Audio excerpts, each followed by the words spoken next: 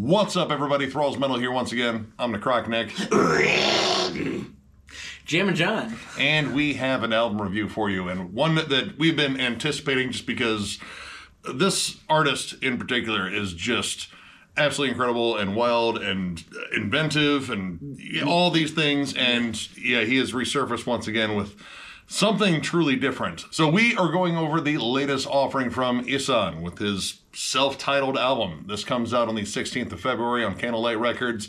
This band, well, Ihsahn was born... Speller. Yeah, anyway, whatever. The band itself, formed in 2005 in Norway. This is his 8th full-length and first full-length in 6 years. It's been 6 years since Summer, and wow. That was an absolutely awesome album. Now, he did have 2 EPs that came out in 2020, Telemark and Pharos. Both of them I thought were absolutely excellent, but, you know, 2 shorter offerings that were a little bit more experimental. Believe me, they're not nearly as experimental as this. No. His back catalog is absolutely amazing. Like, I mean, for those that don't know, Ihsahn, kind of the mastermind behind the band Emperor, and ever since he's done this solo career, it's been this constantly evolving project, and with every album, there seems to be interesting changes in terms of like what he's playing and just stuff that he's picked up over the years. I actually went back and jammed after, in preparedness for this too, and honestly, that was not preparedness for this. No, it's nothing. Actually, was preparedness except maybe Fear and Loathing in Las Vegas or Fantasia or any soundtrack that Bernard Herrmann did. That is also 100% fair, because this. I didn't really read into what all he was doing for this new album. I know that this was something that he was working on during the pandemic. And apparently, like, he wanted to do a very lush, symphonic, progressive metal album. Like, I mean, progressive metal is still kind of the thing on here. But, man, this is easily the most ambitious thing I think he has done yet. And honestly, his solo career has been loaded with ambitious stuff. This kind of takes the cake as far as ambition is concerned here. It's an ambitious cake. This is easily one of the most creative things I've heard in quite some time. I would say all year, but it's still really early in the year, so in quite some time. Opens up with Service Venator, calm strings. It's like the opening to an enchanted forest movie. Very epic, lush, full orchestra. Yes. Massive swells of strings and horns. It feels, again, like very Fantasia, but like 1940s Disney, where it was still kind of dark and creepy, because as the song goes on, it kind of takes on a little bit more of a sinister edge. Again, that sort of like Hitchcock sort of vibe, again, Bernard Herrmann. But again, with that Disney level of enchantment and epicness, and then goes right into the Promethean Spark, which, man, all right, right away. Like, Voivod and a symphony together. Yes.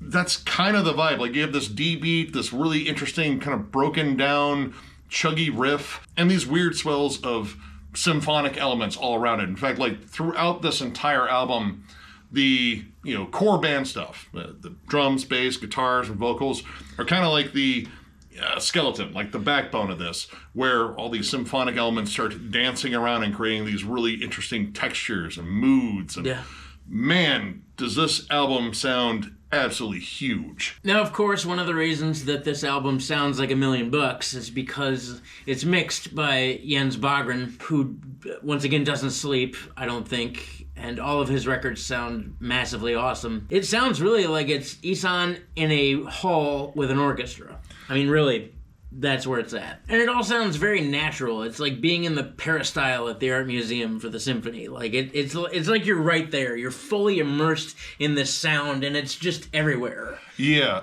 Honestly, like, nothing on here sounds, like, synthetic. Like, no. This is not Lorna Shore playing, like, AI backing tracks for, like, a Lord of the Rings movie that wasn't made.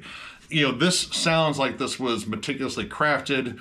And, I mean, well, there's a different version of this album, too, where it's just the orchestral elements, and Yeah, this whole thing kind of runs like the score to a movie I really want to see, but I mean, I don't know if anyone would have the budget for. Either that or the technology to make such an epic movie does not exist quite yet. Yet. Like, even with the amount of Marvel money or James Cameron money you could sprinkle on this, I think you would want to capture every weird twist and turn that is on here. And man, like, even in terms of like musical genres, it almost jumps around in terms of like film genres too. While there's a lot of like the very enchanting sort of, again, like big classic Disney animated feature sort of thing, like it really does have that sort of appeal. There's also a lot of like noirish charm to it, like The Taste of Ambrosia or The Distance Between Us. There's that kind of dark, haunting, you know, like LA noir 1940s vibe where criminals are kind of slinking back in the shadows and the only thing you can see is the lit cigarette in their mouth. But A Taste of Ambrosia is notably darker. To me, it was kind of like a lost Sweeney Todd song from that movie, and then Krampus shows up and takes all the Christmas toys. Yeah, the weird bridge on there, because a lot of it is just kind of like, you know, moody, dark, it kind of slowly builds up. And then the bridge just kind of goes nuts and gets like Danny Elfman-esque sort of like crazy, but it remains like dark and sinister. And when it comes down to like the interplay between like the guitars and the strings and horns and even the drums too, I love how they layer everything. Like every time there are, you know, breakdown chugs or like heavy syncopated rhythms, it seems like the drums are always accented by like horns or like a sharp, you know, kind of jab at the violins or a timpani drum. Yeah, the timpanis, dude. The timpanis in Pilgrimage to Oblivion.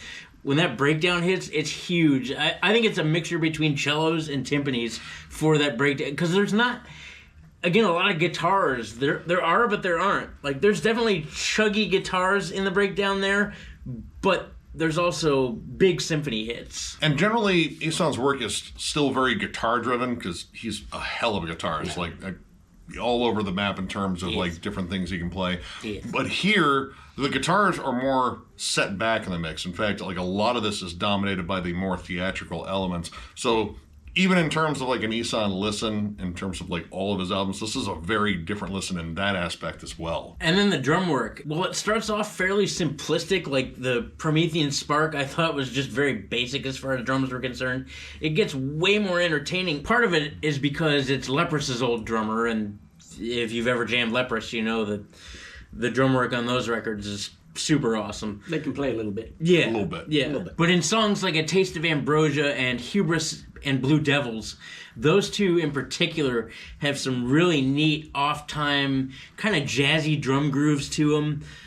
To be honest, on the Hubris and the Blue Devils, that off-time groove in conjunction with those really weird melodies, and you're going to find weird melodies throughout this album, to me that says the shrooms just kicked in. Yeah, Hubris and the Blue Devils, well, it's one of the longer tracks. It's almost 8 minutes long, and man, it's a ride. Yeah, it is. It's like going to a really rickety, weird carnival in the middle of nowhere, but you're also on like acid and bath salts. And it's bad combo. Bad combo. Yeah, very bad. Are not doing well. You should have never got on the carousel. It's like Jack Daniels and Chinese food. Except this time the vomit will be more colorful, or at least you think it might be.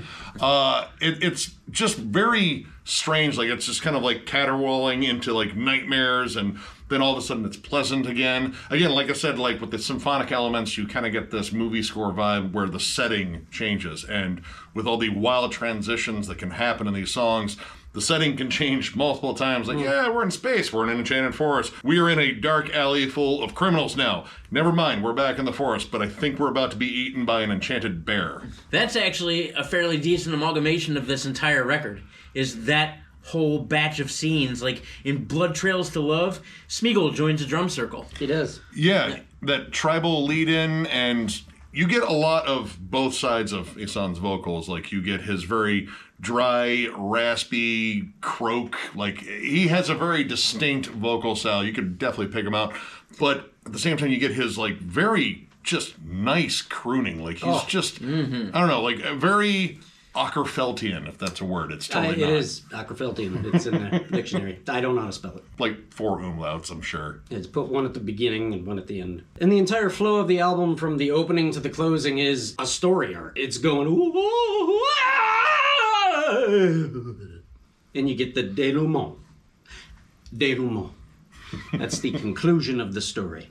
I'm not entirely sure what the whole story is because we were not necessarily paying attention to the lyrics, more of like, Jesus Christ, all of the sounds from all of the instruments in the world are being played at the same time. But there is a definite flow and denouement. I mean, yeah, no, like it is 100% true. And while this sounds like this is just an absolutely batshit crazy album where everything's just nuts and super pretentious, I mean, in a way it is, but honestly, it is so well put together, like meticulous down to every transition. Like nothing on here sounds forced or just kind of like, well, we're going to throw that in just to be weird. Like this is all so well put together. And the fact, again, that there's an orchestral version of this in terms of all the songs impresses me even more. And I was already ridiculously impressed with Ihsahn to begin with because, again, the dude's a brilliant musician. But how those songs were transposed into orchestral arrangements, like namely Pilgrimage to Oblivion, which has some like decidedly very black metal moments on it. Like there's a lot of stuff that reminded me of like kind of like later Emperor when they were getting like a little bit stranger. A lot of this stuff I feel is still like very relatable to, you know, bands like Enslaved. I mean, definitely some Opeth and, you know, maybe White Ward too. Like it's very lavish. There's lots of atmosphere and lots of theming. But at the same time, it's very listenable. Like it's engaging in terms of like melody and hooks and songwriting rather than just like technical wizardry and just, you know, wankery. It's definitely not that. And don't get me wrong, there's a lot going on. Like you got a full orchestra, so there's always a twist and a turn and whimsical. It's kind of like the Looney Tunes or with the Disney characters in Willy Wonka's Chocolate Factory at a black metal show. Like there's a lot going on, but it never sounds crowded. No. Like you can hear everything the way it was meant to be heard, and it's not chaos, even though it is. I mean, it has its chaotic moments. Like there's some really crazy off-kilter kind of like, you know, you remember those like 1940s Merry Melodies cartoons that involved a whimsically evil-looking Satan coming after you? You know, it has that sort of vibe. So it has this, I don't know, kind of like enchanting evilness to it. But honestly, as the album goes on, especially in the latter half, the cool down, what is the French word for it? Denouement. That part, it actually kind of starts opening up in terms of melody more. Like this is where you find a lot of the big vocal hooks, like the big choruses. Blood Trails to Love and Distance Between Us, while they have their more sinister moments, you know, kind of like building up the energy, they cap off that with really catchy choruses, like something that would not be out of place on like a Devin Townsend album where they're more uplifting and, you know, just very tuneful. But again, it kind of creeps back down into the, you know, the underbrush of the dark enchanted forest so the goblins can feast on your toenails or whatever goblins do. I don't know what they do. They eat stuff. They do eat stuff. And the second to last song, which is pretty much the last song, At the Heart of All Things Broken, is big and beautiful and epic and sad and sexy, and babies will be made. Lots of babies. Yeah. Yeah, it's a progressive off-time pelvic thrust. But at the same time, like, I love how this song builds. And in terms of, like, the big swells of, like, melodic everything, this song is gorgeous. It swells slowly. But I like how it's, like, constructed in terms of, like, it's just centered on the melody and sort of building the sound. Like, it doesn't get, like, too overtly proggy. It's, again, centered on this big catchy sound. And like the entire time I was listening to this, like, dude, this sounds like Jeff Lynne had a fever dream and wrote a song about it in ELO and then just kind of made it a little bit more metal, because it kind of has that sort of vibe. It's just huge, but it's catchy. And it's full of those epic builds. Don't think it happens just once in that song. Yeah. It happens constantly. Every probably minute and a half to 2 minutes, there is a giant swell of melodic beauty. Yeah, it builds into, like, I mean, honestly, what I would call like giant soundscapes. But I like, again, the continuous peaks and valleys. Like, it kind of slinks back into the darkness. There's some really interesting dissonant melodies on it. And then, again, it builds back into these giant vocal hooks. And honestly, it's one of my favorite tracks on here, and it's like over 9 minutes, so it has a lot of room to keep building and then kind of withdrawing back and then kind of exploding again, and flower petals and razor blades and clown heads. I don't know. Like, there's a lot of things going on in this album, but it's all done so damn well. As far as any negatives on here, my only complaint is more just an observation, and I get where I guess it wouldn't fit as much. I love Ihsahn's guitar work. He's a fantastic guitarist, and I mean, obviously a really good songwriter. But the fact that the guitars are like almost secondary, maybe even like down to third on the podium. Yeah, on some songs. On some songs, like, I mean, there are some songs that definitely have their more riffy moments, but again, like, this isn't an album designed for like big riffs and such. Like, this is intended to be an experience, almost a score to, again, a movie that, well, no production company wants to front the money for. Yeah, while it was minus guitars at many points, I don't think that was the overall point of this record. And the fact that he was able to work in so much more instrumentation and composure without the use of the guitars, I'm okay with, because it's really well done. This album is so big, it's, for me, kind of hard to absorb the whole thing. So I'm only going to go with a pitiful 4. This album is probably a masterpiece, although I don't know it yet. Many listens are going to be required to suck it all in, absorb it all through the skins, maybe with a little nip of a hallucinogen. Who knows? Who knows? It could get crazy around Christmas. This is an amazing piece of music.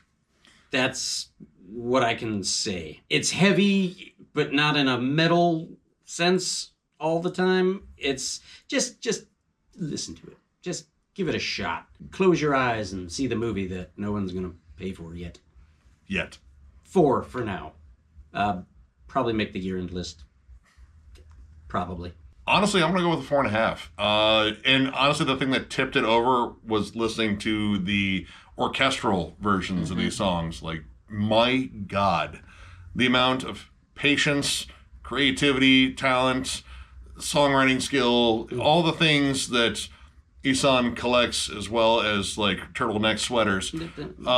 Yeah, he is absolutely just amazing on here. Like, this is really a work of art, and yeah, it's really just hard to absorb, but at the same time there's so much familiarity, because I feel like I've watched a lot of the same films that maybe he was inspired by, definitely some of the same cartoons, I think, because again, like, that merry melodies, like specifically like 1940s, maybe into the 1950s sort of vibe in there, and the noirish stuff, the fantasy, all this is woven together so damn well. Like, I was already unbelievably impressed with Ihsahn. Like, I'm a big Emperor fan, and I love all the albums that I own by him. But this is on like a completely different level. It really is vastly different than anything he has done before, and I think it really works. Like, this might border on too much at times, just in terms of like, do I want to sit down and listen to this all the time when I can sit back and listen to something that's, you know, got some more like standard riffy hooks? But honestly, like, I would put this on just to hear it all again. Like, not like one track. Like, I really want to hear all this, because it really fits together so damn well. Still, I guess if you're a fan of like Enslaved, Opeth, like BT Bam to a degree too, Devin Townsend for damn sure. Yeah, all these things kind of woven together. Check this out. This is an absolutely unreal listen, and I don't know if I'll hear anything quite like this the rest of the year, but if I do, I'll totally acknowledge it when I do. And if he wanted to try to play this album live, good luck. Good luck. You're either going to have a really good DAT tape with you, or you're going to have to pay for the room and board and transportation of at least 20 other assholes. I am predicting a one-off performance in a really nice concert hall somewhere in Norway, and then that will come out on DVD. That I'm in. Yeah, I'll buy it 100%. You kidding? Yeah. Sold. Yeah. Yeah, I'm going to go with a 4.5 as well. This record is extremely creative, very catchy, very well composed. I mean, we're talking about a full symphonic composure. The way that the symphony would do it. Like, it's just massive, grandiose, lush, just fills the room. It's sonically impressive. These songs are kind of like nothing else I've ever heard, at least put together the way that they are. Because while it's heavy at some times, it's whimsical. I mean, we're talking cartoons. Like I said, Disney meets Willy Wonka at a black metal show. And you'd think that sounds like an impossibility, but it really is there. Even the song Anima Extraneae, I don't know exactly how to pronounce that. Dude, I had that once. Yep. Bambi's mother comes back to life, I swear to God. But yeah, it's just entertaining. And even though some of the songs are longer, I mean, first of all, I'm a big prog fan anyway. Some of the songs are longer. Nothing felt like it dragged. Like, I wasn't sitting there going like, all right, shut the fuck up and go to the next song. Like, I couldn't wait to hear what was around the next turn. It's just grossly entertaining, and that, again, is what you want for an album. Yeah, if you're a fan of Emperor and Enslaved and Voivod and Between the Buried and Me and Devin Townsend and Haken and Leprous and Frank Zappa and Pink Floyd and Danny Elfman, yeah, I mean, really, you're probably going to like this. Regardless, I would recommend checking it out just because. And I want to hear the full orchestral version of this record. There's only a couple songs available right now, but I imagine when this record actually comes out, by the time you see this review, we'll get the full orchestral version, and that I'm really stoked to listen to. I actually can't wait. So, yeah, check it out. This album is full of Oompa Loompas with corpse paint. Yeah, and that whole Anima track, like I was definitely reminded of Bambi's mom dying. With corpse Definitely. paint. But she comes back to life. Yeah. Yeah, I mean, It's not a pleasant comeback. Like, she's zombie deer. Shoot it again. Mm-hmm. So, if you enjoyed this review, give it a thumbs up. If you are new to the channel, subscribe, because we do stuff like this all the time. We are also on Patreon. If you'd like to help us out there, there's a link down below to thrallsmetal.com. Our Patreon link is there. It is also on our channel down in the right-hand corner of our banner. But thrallsmetal.com is where you go to get Thralls Metal stuff. We have new shirts. We have old shirts that are discounted, provided we have them in your size. We even have hats, so if you're looking for any of that stuff, click the link down below. As always, tons of stuff going on at Thralls of Metal between reviews, collection updates, States of Metal, What's John Jammin', which will return, discography rankings. We're about to do the Black Dahlia Murder, and then shortly thereafter, Meshuggah, and that's going to be wild. Really, we do all this for you guys because we genuinely appreciate you. It's been an awesome ride here at Thralls of Metal. We've been doing this now for 5 years. It's become a gigantic part of our lives, and we couldn't do it without you guys. Thank you. Thank you so much. Yeah, it has been an absolutely amazing journey. I know I'm pretty much saying the same stuff at the end of all these videos, but I mean it. This has been beyond anything that I thought this would ever be, and it is large part to you guys. So one more big thank you, because you guys are absolutely awesome, and we will catch you later.